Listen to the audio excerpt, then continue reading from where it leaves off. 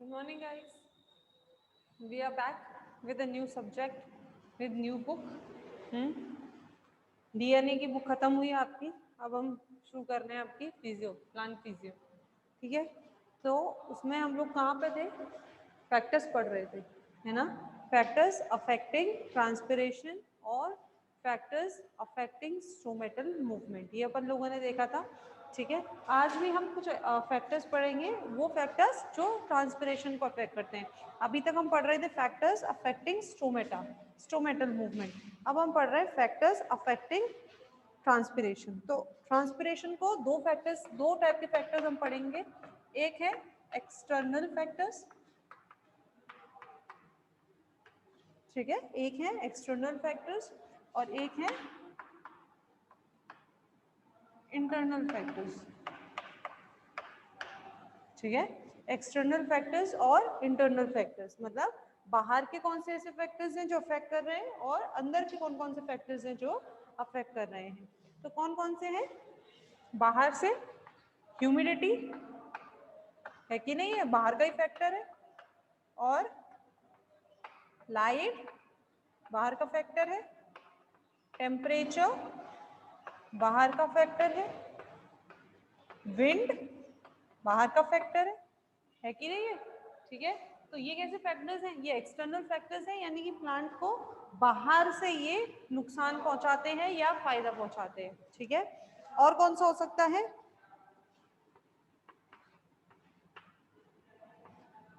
Availability of soil water,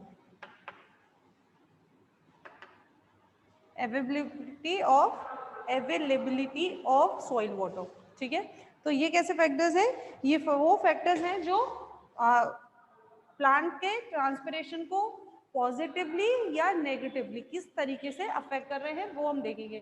सबसे पहले हम देखें ह्यूमिडिटी, एटमॉस्फेरिक ह्यूमिडिटी। तो एटमॉस्फेरिक ह्यूमिडिटी हम लोगों ने स्टोमेटा में भी पढ़ी है, सेम है। वहां पर भी मैंने आपसे इसी की बात करी थी कि नहीं करी थी? बच्चे ज्वाइन नहीं किया, एक भी टाइम नहीं है, इसको पढ़ा रहे हैं।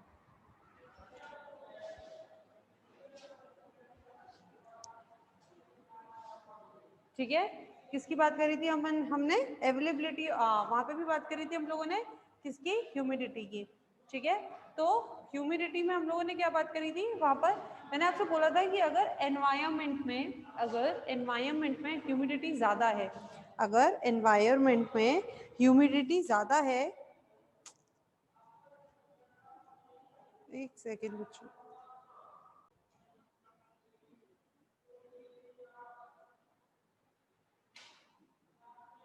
ठीक है। अगर एनवायरनमेंट में ह्यूमिडिटी ज़्यादा है तो क्या होगा उस केस में? भाई ये स्टोमेटा है, या ट्रांसपिरेशन के केस में मैं बात कर रही हूँ, अगर ट्रांसपिरेशन होगा बाहर, अगर ह्यूमिडिटी ज़्यादा होगी तो ऑब्वियस बात है कि पानी बाहर नहीं जाएगा। मैंने ट्रांसपिरेशन में आपको बताया ट्रांसपिरेशन कैसे होता है, according to the water gradient होता है। जो पानी का मूवमेंट होता तो ट्रांसपिरेशन की वजह से है, यानी कि ट्रांसपिरेशन होता है तो पानी एब्जॉर्ब हो रहा है, ये बात हम लोगों ने करी है ट्रांसपिरेशन में। लेकिन क्यों होता है? क्योंकि अंदर से पानी बाहर जाता है। अगर एटमॉस्फेयर में ह्यूमिडिटी ज्यादा होगी तो ऑब्वियस बात है कि पानी बाहर क्यों जाएगा? क्योंकि बाहर का वाटर ग्रेडियंट अंदर के वाटर ग्रेडियंट की कंपैरेटिवली क्या होगा बच्चों?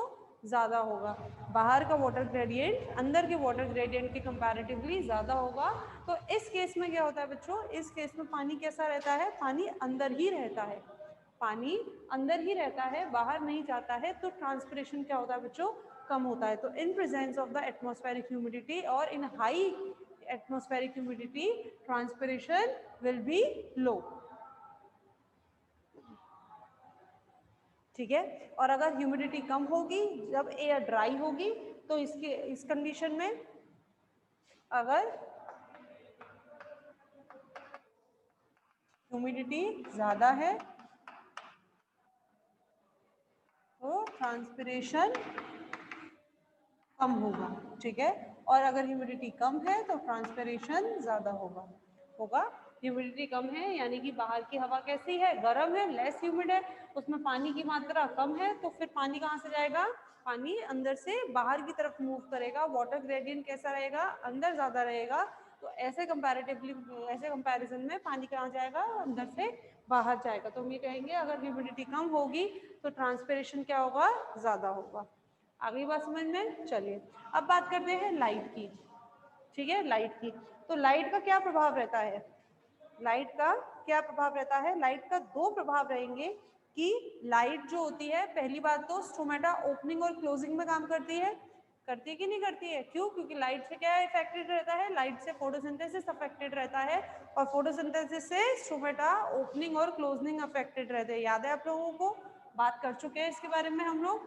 ठीक है, स्ट्रोमेटा ओपनिंग और क्लोजिंग में हम इसके बारे में बात कर चुके हैं। ठीक है, तो लाइट से क्या अफेक्टेड रहता है, लाइट से स्ट्रोमेटा ओपनिंग और क्लोजिंग अफेक्टेड रहता है। और क्या अफेक्टेड रहता है लाइट से, बेसिकली क्या होता है,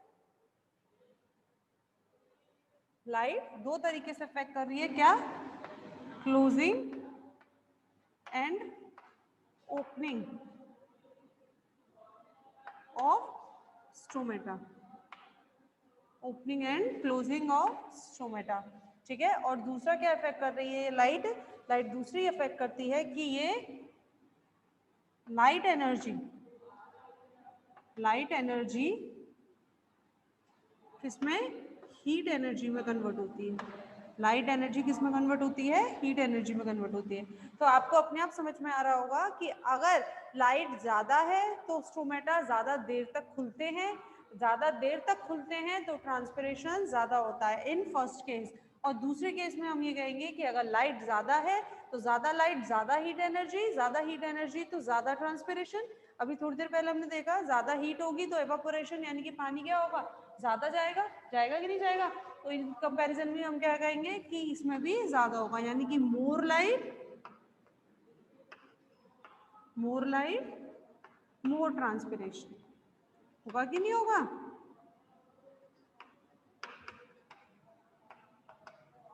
मोर लाइट मोर ट्रांसपिरेशन, आ रही बात समझ में, मोर लाइट मोर ट्रांसपिरेशन। जितनी ज्यादा लाइट होगी और जितनी ज्यादा उसकी ड्यूरेशन होगी उतनी ही ज्यादा क्या होगा, ट्रांसपिरेशन ज्यादा होगा।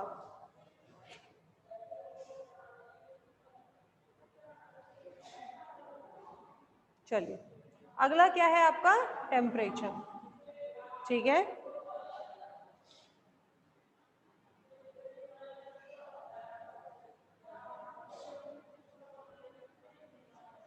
अगला क्या है, टेम्परेचर। अच्छा, टेम्परेचर का हम क्या लेते हैं, अगर एक चीज देखा जाए तो temperature is also responsible for the opening and closing of stomata.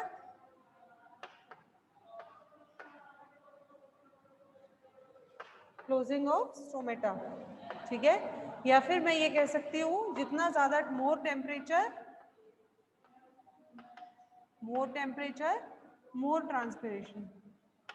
जितना ज़्यादा टेम्परेचर होगा उतनी देर तक स्टोमेटा ओपन रहेंगे, उतनी हीट एनर्जी बढ़ेगी कि नहीं बढ़ेगी, और उतना ही ज़्यादा ट्रांसपिरेशन होगा। यानी कि टेम्परेचर और लाइट को हम एक ले सकते हैं, लेकिन लाइट और टेम्परेचर किसमें एक नहीं ले सकते कि अगर टेम्परेचर, ये जो कंडीशन है वो क्या है, लिमिट में, यानी कि टेम्परेचर एक लिमिट में बढ़े। जब टेम्परेचर हाई हो जाएगा, हाई टेम्परेचर बहुत ज़्यादा हो गया टेम्परेचर, तो ऐसी कंडीशन में क्या होगा, ट्रांसपिरेशन क्या हो जाएगा, मोर इन कंपैरिजन टू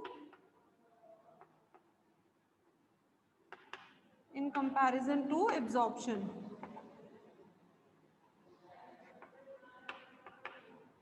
यानी कि जब टेम्परेचर हाई हो जाता है, और ये हम बात कर सकते हैं दोपहर के टाइम में, जब हम मई जून का महीना होता है तो मई जून के महीने में दोपहर के टाइम में बिल्कुल 12 बजे से 2-3-4 बजे तक का जो टाइम होता है, जब धूप सबसे ज्यादा होती है, ठीक है, तो उस टाइम पर टेम्परेचर क्या होता है, बहुत हाई होता है। तो इस कंडीशन में क्या होता है, ट्रांसपिरेशन जो होता है वो एब्जॉर्प्शन के कंपैरिजन में बढ़ जाता है, यानी कि ट्रांसपिरेशन ज्यादा होता है और एब्जॉर्प्शन कम हो पाता है उसके कंपैरिजन में। तो ऐसी कंडीशन आ जाती है विल्टिंग। ये कंडीशन कौन सी आ जाती है बच्चों, ये कंडीशन आ जाती है विल्टिंग। इसको कहते हैं विल्टिंग। विल्टिंग मतलब मुरझाना। तो इस कंडीशन में दो काम हो सकते हैं बच्चों, यानी कि एक तो हो सकती है आपकी टेम्परेरी विल्टिंग। कौन सी विल्टिंग, टेम्परेरी विल्टिंग, जिसका मतलब क्या हो गया, जैसे कि मैं आपसे भी बात कर रही थी मई जून का महीना, मई जून का महीना दोपहर का टाइम हो गया, पानी का लॉस क्या हो रहा है, ज्यादा हो रहा है, इतना पानी एब्जॉर्ब नहीं हो पा रहा, तो वो क्या हो जाता है। लेकिन जैसे कि 4 बजे के बाद टेम्परेचर गिरना शुरू होता है और ट्रांसपिरेशन के कंपैरिजन में पानी का एब्जॉर्प्शन ज्यादा होने लगता है, तो प्लांट क्या लगता है, अपनी रीगेन करने लगता है, किसको, अपनी प्री कंडीशन को रीगेन करने लगता है। तो ऐसी कंडीशन कौन सी हो जाती है बच्चों, इसको कहते हैं हम टेम्परेरी विल्टिंग और ट्रांजिएंट विल्टिंग। क्या कहते हैं इसको, टेम्परेरी विल्टिंग या फिर ट्रांजिएंट विल्टिंग। यानी कि जो कंडीशन पहले थी उसी को क्या करने लगा है, उसी को रीगेन करने लगा है, क्या, प्लांट, किसकी वजह से, due to the temperature. Temperature पहले ज्यादा था, अब टेम्परेचर कम होने लगा है, तो इसीलिए प्लांट क्या करता है, अपनी पुरानी स्थिति को वापस रीगेन कर लेता है। लेकिन अगर टेम्परेचर क्या रहे, बहुत देर तक एक जैसा रहे, यानी कि बहुत देर तक प्लांट को क्या ना मिले, पानी ना मिले, या बहुत देर तक उसकी जो नीड है वो कंप्लीट ना हो, तो ऐसी कंडीशन में क्या हो जाता है, ये परमानेंट और एविडेंट विल्टिंग, या सॉरी इंसिपेंट विल्टिंग।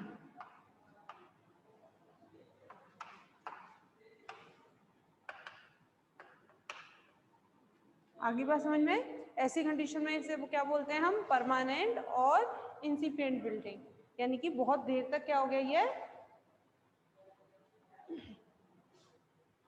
परमानेंट और अल्टीमेट, कैसी हो गई है, परमानेंट और अल्टीमेट विल्टिंग, यानी कि अल्टीमेटम हो गया भैया, अब तो क्या हो गया, प्लांट जो है अपनी प्रीमेच्योर स्टेज को, प्री स्टेज को वापस से नहीं गेन कर सकता। आगे बात समझ में, ठीक है, तो ये क्या होती है, परमानेंट और अल्टीमेट विल्टिंग। ठीक, चलो, आ रही है ना सबको समझ में बच्चों।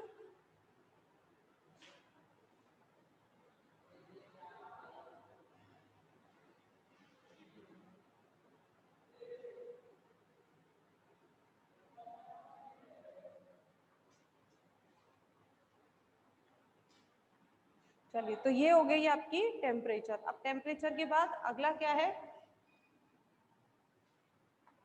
विंड।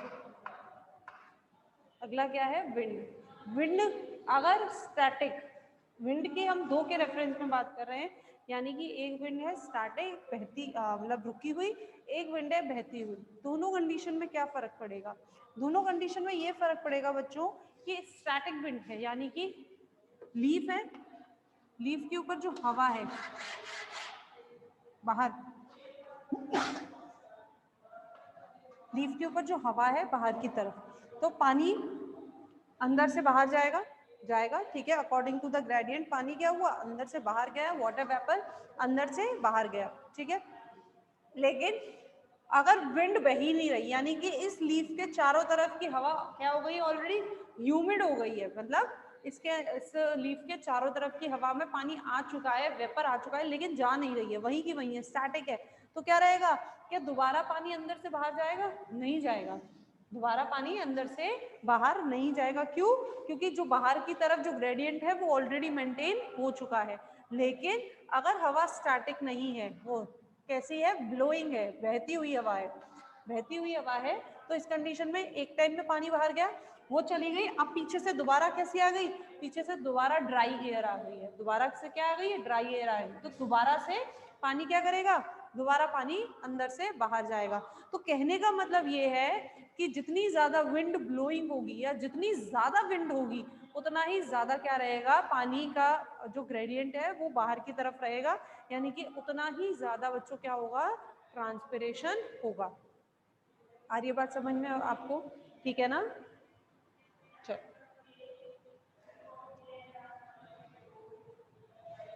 ठीक, अब अगला है आपका अवेलेबिलिटी ऑफ सॉइल वाटर। अगला है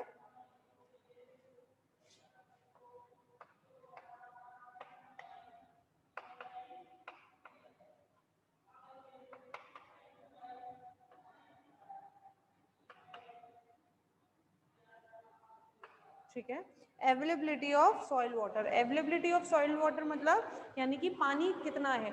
अगर सॉइल में वाटर क्या है, कम है, ये वही टेम्परेचर वाला केस आ जाएगा बच्चों, इसमें बिल्डिंग वाला केस। यानी कि अगर सॉइल में पानी की क्या है, कमी है, तो इस केस में क्या हो जाएगा, सॉइल की अगर पानी में सॉइल में पानी की कमी है, सॉइल वाटर कम है, सॉइल वाटर कम है, तो एब्जॉर्प्शन भी क्या होगा, एब्जॉर्प्शन भी क्या होगा, कम होगा। लेकिन ट्रांसपिरेशन तो है ही है, ट्रांसपिरेशन तो हो ही रहा है, ज्यादा हो रहा है, तो इस कंडीशन में क्या आएगी, विल्टिंग, क्या जाएगी, विल्टिंग। लेकिन अभी तक ये कैसी है, टेम्परेरी विल्टिंग है, टेम्परेरी विल्टिंग, ठीक है। क्यों, क्योंकि अगर आपने इसे सॉइल वाटर प्रोवाइड करवा दिया, अगर आपने सॉइल में पानी दे दिया, तो इसके इसमें ये क्या हो जाएगा, नॉर्मल हो जाएगा, होगा कि नहीं होगा। लेकिन अगर आपने उसको सूखा ही रखा है, उसमें पानी आप नहीं दे रहे हैं, सॉइल वाटर की अभी भी क्या है, कमी है, तो इस केस में ये कैसी हो जाएगी बच्चों, परमानेंट विल्टिंग। कैसी विल्टिंग हो जाएगी ये इस केस में, परमानेंट विल्टिंग, होगा कि नहीं होगा।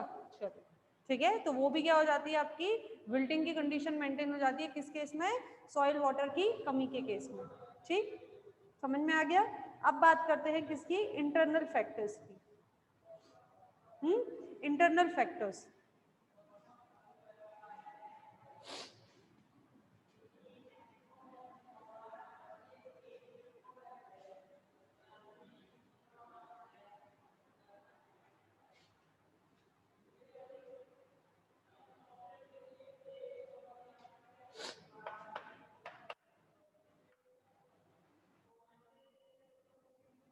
इंटरनल फैक्टर्स में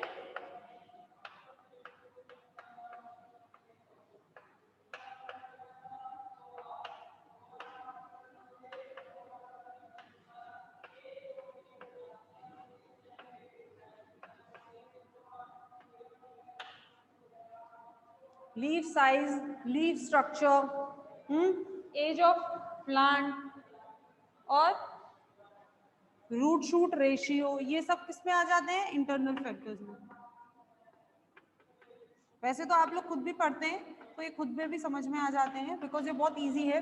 लीफ साइज, लीफ साइज से क्या मतलब है, यानी कि लेमिना का सरफेस एरिया, ये जितनी बड़ी लीफ होगी, जितनी बड़ी लीफ होगी उतने ही उसमें क्या होंगे, स्टोमेटा ज्यादा होंगे और उतना ही उसमें ट्रांसपिरेशन ज्यादा होगा, होगा कि नहीं होगा। और जितनी छोटी लीफ होगी, जितनी छोटी लीफ होगी उतना ही उसका सरफेस एरिया क्या रहेगा बच्चों, उतना ही सरफेस एरिया कम रहेगा, और स्टोमेटा कैसे रहेंगे, कम रहेंगे।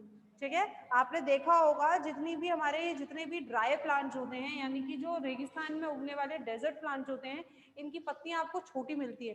इनमें वैसे तो एक मॉडिफिकेशन होता है कि पत्तियां मिलती ही नहीं है, पत्तियां किस में कन्वर्ट हो जाती हैं, पत्तियां जो होती हैं थॉर्न्स में कन्वर्ट हो जाती है, यानी कि कांटों में कन्वर्ट हो जाती है। और फोटोसिंथेसिस कौन करता है इनका, फोटोसिंथेसिस इनका स्टेम करता है। इनमें वैसे तो ये कंडीशन पाई जाती है, लेकिन अगर मैं फिर भी आपसे बात करूं लीफ साइज की, तो आपने देखा होगा कि डेजर्ट कंडीशन में अगर पत्तियां मिलेंगी तो छोटी मिलेंगी। क्यों, किस वजह से, ट्रांसपिरेशन को कम करने की वजह से, ठीक है ना, जिससे क्या कर सकेंगे, ट्रांसपिरेशन को कम कर सके। तो हम ये कहेंगे कि जितनी बड़ी लीफ होगी उतना ज्यादा ट्रांसपिरेशन होगा, और जितनी छोटी लीफ होगी उतना ही ट्रांसपिरेशन क्या होगा, कम होगा। तो leaf size. Leaf structure, leaf structure से क्या मतलब आ जाता है, जैसे कि लेयर, जैसे हम कहते हैं क्यूटिकल लेयर, क्यूटिकल लेयर होती है भाई सभी लीफ पर पाई जाती है। और ये जो होती है क्यूटिकल लेयर की जो विड्थ होती है, अगर डेजर्ट प्लांट्स की मैं बात कर रही हूँ, तो डेजर्ट प्लांट्स के अंदर क्यूटिकल लेयर कैसी होती है बच्चों, बहुत ज्यादा मोटी होती है। ठीक है, बहुत ज्यादा मोटी मतलब अच्छी खासी विड्थ की होती है। क्यों, जिससे क्या हो सके, वो ट्रांसपिरेशन को कम कर सके। तो कहने का मतलब यहाँ पर ये है कि जितना ज्यादा उसमें क्यूटिकल प्रेजेंट होगा उतना ही ट्रांसपिरेशन क्या होगा बच्चों, कम होगा। मैंने आपसे बात पहले भी कही थी जब हम लोग ट्रांसपिरेशन पढ़ रहे थे। मतलब कहने का है कि क्यूटिकल खुद में तो ट्रांसपिरेशन करता ही है, क्यूटिकुलर ट्रांसपिरेशन हमने पढ़ा है, लेकिन स्टोमेटल ट्रांसपिरेशन जो है उसको वो क्या करता है, कम करता है। और मैक्सिमम ट्रांसपिरेशन किससे होता है बच्चों, स्टोमेटा से होता है। इसलिए मैं ये कह सकती हूँ कि लीफ स्ट्रक्चर में cuticle layer is also play a part in the transpiration. ठीक है, age of plant, age of plant यानी कि प्लांट की जितनी एज हो जाए, एक टाइम के बाद क्या हो जाता है भाई, प्लांट में एब्जॉर्प्शन की पावर कम हो जाती है, हो जाती है।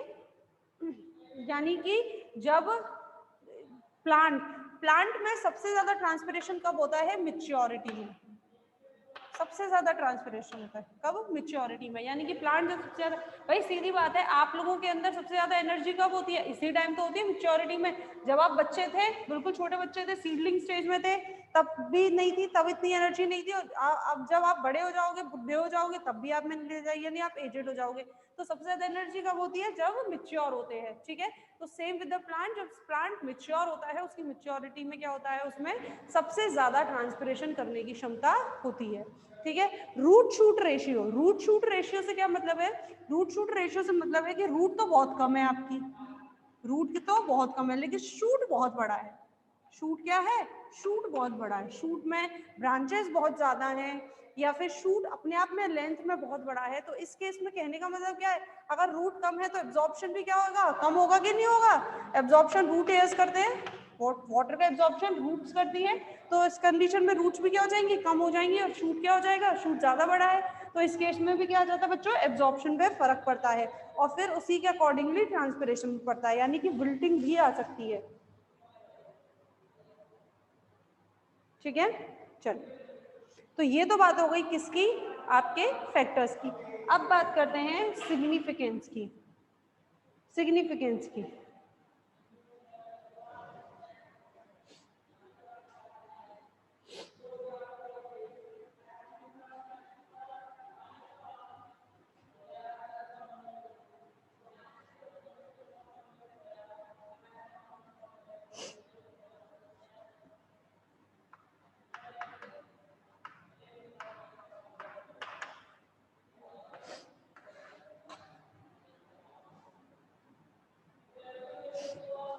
किसकी बात करते हैं हम लोग? Significance, significance of transpiration.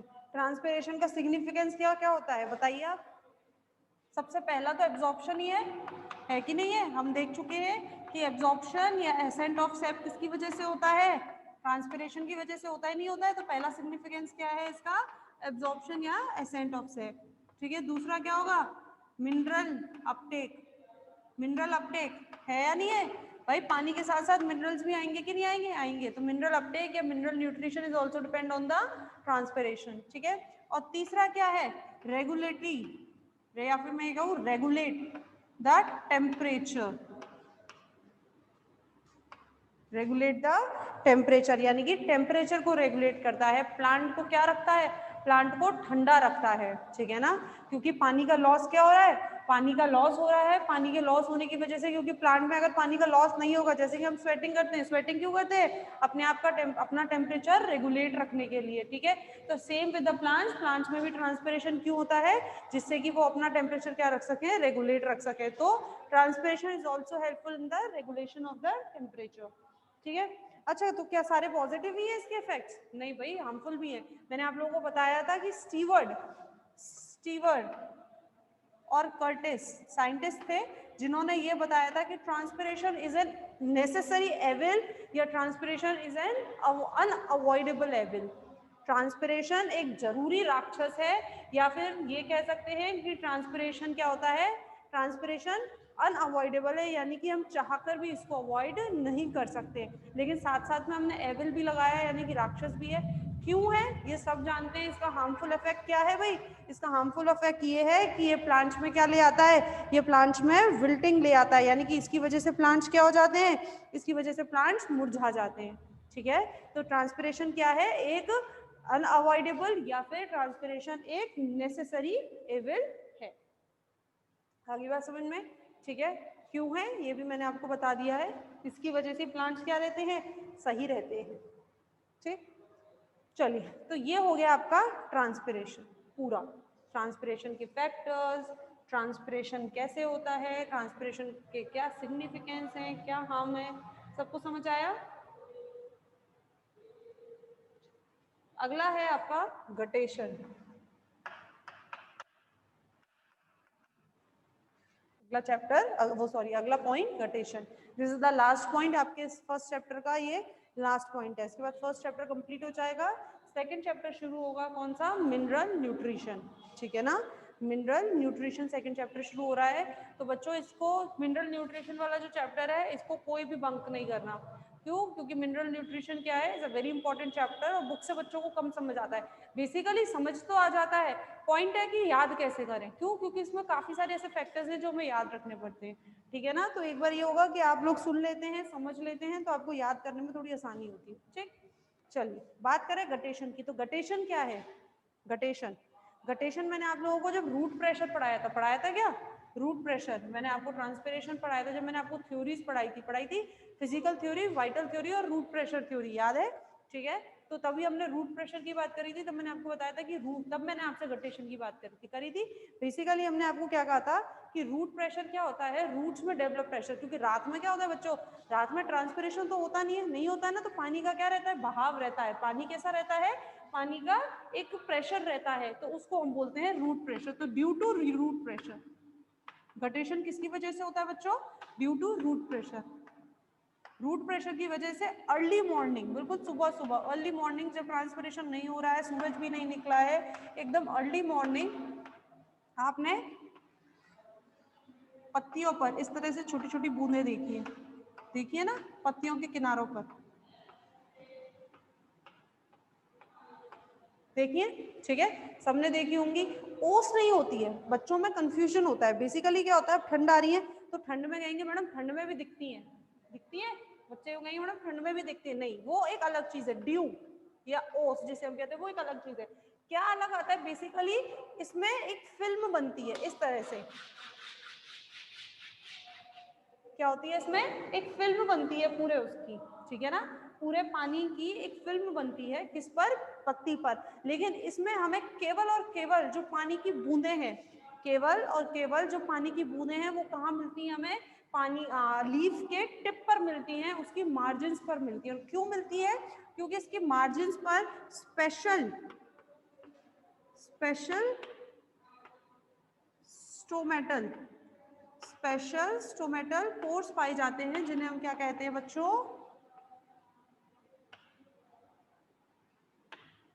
हाइडेथोड्स।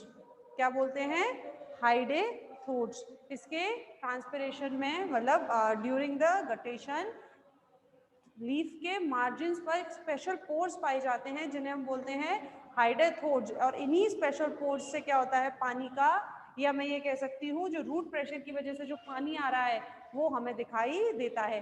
अच्छा, एक चीज और बताती हूँ, ये जो पानी है क्या ये फ्रेश वाटर है, नहीं है बच्चों, ये फ्रेश वाटर नहीं है। क्यों, क्योंकि इसके अंदर ढेर सारे मिनरल्स होते हैं, तो ये इनऑर्गेनिक, ढेर सारे मिनरल्स होते हैं, तो ये इनऑर्गेनिक और ऑर्गेनिक, क्या मैं कह सकती हूँ, इनऑर्गेनिक सॉल्ट्स की मात्रा ज्यादा होती है इसमें। तो ये फ्रेश वाटर या प्योर वाटर नहीं होता है, इसके अंदर इनऑर्गेनिक सॉल्ट्स की मात्रा बहुत ज्यादा होती है। आगे बात समझ में सबको, ठीक है, क्लियर है, चलिए रिज्वाइन कर लीजिए बच्चों क्लास।